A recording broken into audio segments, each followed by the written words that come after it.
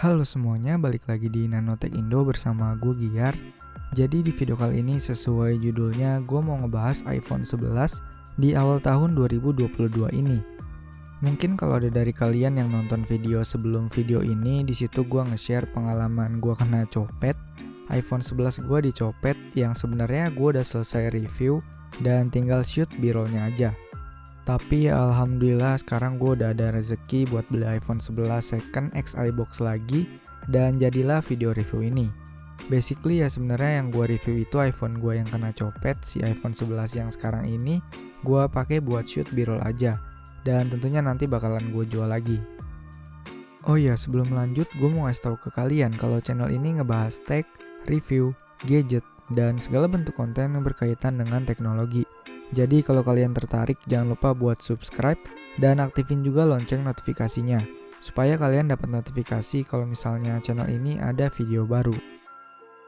iPhone 11 yang kena copet sebelumnya itu warna hitam dan gue dapat di harga 8,6 juta second Xi box 128GB. Sementara untuk unit yang baru ini yang produk red second Xi box juga tapi yang 64GB.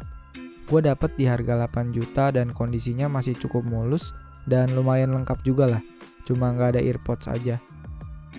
Sebelumnya gue mau bilang dulu kalau video review ini lebih ke curhat atau sharing pengalaman gue aja sih selama pakai iPhone 11 dari akhir tahun 2021 sampai awal tahun 2022. Jadi video pembahasannya itu lebih ke pemakaian sehari-hari ala gue pribadi dan nggak bakalan teknis banget. Poin pertama yang akan gue bahas adalah masalah desain. Menurut gue pribadi, iPhone 11 ini walaupun rilisan tahun 2019, tapi desainnya tuh masih nggak ketinggalan zaman. Mengingat iPhone 12 yang rilis tahun lalu itu masih menggunakan desain yang mirip sama iPhone 11 ini, bikin iPhone 11 kerasa tetap bisa relevan dan kelihatan baru. Paling bedanya ya cuma di desain bodi samping iPhone 12 itu mengotak, balik kayak generasi iPhone 4 dan 5 dulu. Sedangkan di iPhone 11 itu rounded. Modul kamera belakangnya itu sih yang menurut gua khas banget. Jadi kalau kita lihat dari belakang tuh hampir nggak ada bedanya gitu. Poin gua adalah walaupun HP kita iPhone 11, tapi tetap bisa kelihatan kayak iPhone 12. Ya nggak ketinggalan zaman banget lah. Ditambah lagi desainnya ini menurut gua juga kerasa sangat premium dengan frame samping aluminium dan bodi belakangnya itu kaca. Benar-benar kelihatan mewah. Kesimpulannya di tahun 2022 ini desain dan build quality iPhone 11 ini masih sangat oke. Untuk performa nggak perlu diraguin lagi, chipset A13 Bionic dengan fabrikasi 7 nanometer dari Apple ini benar-benar ngebut. Gue pakai HP ini mulai dari buat sosmed sampai main game pun udah lancar banget. Ya mau gimana lagi, optimasi software dan hardware di iPhone ini emang juara sih. Selama pemakaian gue sehari-hari, gue nggak pernah nemuin adanya lag sama sekali. Buat scroll sosmed kerasa smooth banget, ngeload aplikasi kerasa cepet, dan pindah dari satu aplikasi ke aplikasi lain juga lancar jaya. Walaupun ya di tahun 2022 ini RAM HP itu udah banyak di angka 6 atau 8GB rata-rata, iPhone 11 cuma punya RAM 4GB, tapi aman banget kok buat dipakai dari kebutuhan ringan sampai berat sekalipun. Kalau nggak percaya, coba tanya aja tuh sama pengguna Apple dari lama. Pasti RAM gak bakalan kayak penting gitu buat mereka. Gaming masih terbilang aman banget. Mobile Legends dapat setting di rata kanan, grafis ultra dan berjalan lancar tanpa kendala apapun. Tapi kalau dipakai lama-lama sampai 2 atau 3 jam gitu bakalan kerasa anget-anget di bagian frame samping HP-nya. Ya anget-anget dikit lah. Tapi kalau gue sih nggak mau terlalu nyiksa HP ya, jadi gue biasanya main di setting grafis medium, tapi high frame rate-nya tetap gue nyalain supaya tetap smooth. Untuk Genshin Impact, defaultnya dapat di setting grafis high, terus gue naikin FPS-nya ke 60 dan tetap bisa berjalan lancar. Bahkan cukup smooth sih kalau gue bilang. Kalau dinaikin ke grafis ultra dan 60 fps masih bisa jalan, cuma terkadang gue ngerasa ada frame drop dan iPhone 11 ini jadi lebih cepat panas. Tapi ya lagi-lagi gue gak mau terlalu nyiksa HP. Kalau gue saranin sih main di setting grafis medium dan FPS 60 aja. Bagi gue sih itu udah cukup banget. Oke, untuk game gue gak terlalu banyak nyoba sih, karena ya menurut gue kalau Genshin Impact setting high dan 60 fps aja bisa lancar, berarti untuk game lain pun masih oke banget buat dimainin di iPhone 11 ini. Kesimpulannya untuk performa dari iPhone 11 masih cukup banget buat dipakai di tahun 2022 ini. Buat baterai, penggunaan gue sehari-hari yang umumnya tuh buat sosmed, nonton YouTube, Netflix, dan bahkan sesekali buat main game Mobile Legends, baterainya ini terbilang udah cukup. Posisi dari pagi 100% biasanya bisa bertahan sampai sore sekitar jam 6-an. Itu pun baterainya masih ada di angka 20-an persen. Screen on time-nya dapat di 5-6 jam. Lain halnya kalau diajak buat main game terus-terusan udah pasti baterainya bakalan lebih boros. Walaupun performa baterainya nggak terlalu mengesankan gimana banget, menurut gue sih buat dipakai daily di tahun 2022 masih tergolong cukup. Terutama buat orang yang bukan hardcore gamer kayak gue gini ya. iPhone 11 ini juga udah support fast charging 18 watt yang diklaim mampu ngecas sampai 50% dalam waktu 30 menit aja. Sayangnya sih untuk charger bawaannya itu cuma 5 watt, jadi ya harus keluar duit sedikit lagi buat beli kepala chargeran. Saran dari gua kalau mau beli itu yang merek-merek bagus kalian kayak contohnya Anker, Aoki, ataupun Ugreen, supaya kesehatan baterai iPhone kita juga tetap terjaga. Untungnya karena kebetulan gue punya iPad 8 dan kepala chargernya iPad 8 itu udah 20 watt, jadi gue pakai juga buat ngecas si iPhone 11 ini. Dan emang kerasa banget sih ngecasnya jadi lebih cepet. iPhone 11 ini dibekalin sama layar berukuran 6,1 inci dengan resolusi 828 x 1792 pixel. Yap, sayang banget untuk layarnya HP ini masih belum Full HD. Tapi entah kenapa layarnya ini kerasa tetap tajam dan ditambah lagi saturasi warna yang cakep bikin resolusi layar yang kecil itu kayak kerasa nggak terlalu masalah gitu.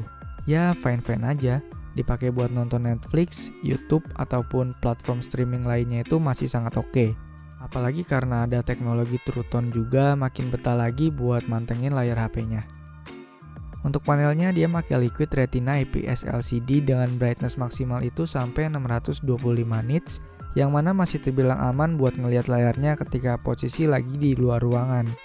Buat kalian yang suka smartphone compact, menurut gue sih ukuran layar 6,1 inci ini adalah ukuran yang lumayan pas, enak buat dipegang pakai satu tangan, dan ketika dipakai pun gak kekecilan juga. Mungkin kalau kekurangannya tuh menurut gue iPhone 11 ini agak tebel, jadi kalau dipakein case yang tebel lagi, feel gripnya itu ya udah nggak compact lagi. Terakhir yang mau gue bahas adalah kameranya. Ya nggak bisa dipungkiri lah ya, iPhone bisa dibilang adalah salah satu smartphone dengan kamera terbaik yang ada saat ini. Dan pada masanya, tentu aja iPhone 11 ini punya kamera terbaik juga. Terus gimana kalau di tahun 2022 ini? Apakah kameranya masih oke dan bisa bersaing sama HP-HP sekarang? iPhone 11 ini punya konfigurasi dual kamera belakang 12 megapiksel untuk lensa utama dan lensa keduanya juga. Lensa utama 26mm wide f1.8 dan udah support optical image stabilization. Terus untuk lensa kedua 13mm ultra wide 120 derajat f2.4 dan belum support OIS. Kamera belakangnya ini mampu ngerekam video sampai 4K 60 fps dan untuk 1080p nya itu bisa sampai 240 fps. Yang mana itu tuh bener-bener wow kalau menurut gua ya. Ditambah lagi udah bisa record HDR juga. Sementara buat kamera depannya beresolusi 12 megapiksel juga, f2.2, 23mm wide. Untuk record video pun mirip lah sama kamera belakang. Bisa 4K 60 fps, tapi untuk yang 1080p nya cuma bisa maksimal di 120 fps saja. Konfigurasi kamera kayak gini buat tahun 2022 sih menurut gua udah lebih dari cukup ya. Buat foto-foto yang asal jepret hasilnya udah bagus banget tanpa diedit sama sekali. Saturasi warna bagus, dynamic range juga luas. Pokoknya gue sih nggak ada keluhan sama kamera iPhone 11 ini. Buat kamera depannya juga bagus, detailnya dapet. Buat pindah-pindah dari lensa utama dan ultrawide-nya juga kerasa smooth. Terus warnanya juga tetap konsisten, nggak beda-beda gitu. Di kondisi low light pun hasil fotonya udah cukup bagus walaupun memang gak sebagus ketika foto dengan kondisi cahaya yang cukup. Intinya sih gue puas banget lah sama kamera dari iPhone 11 ini dan menurut gue masih layak banget dipakai di tahun 2022.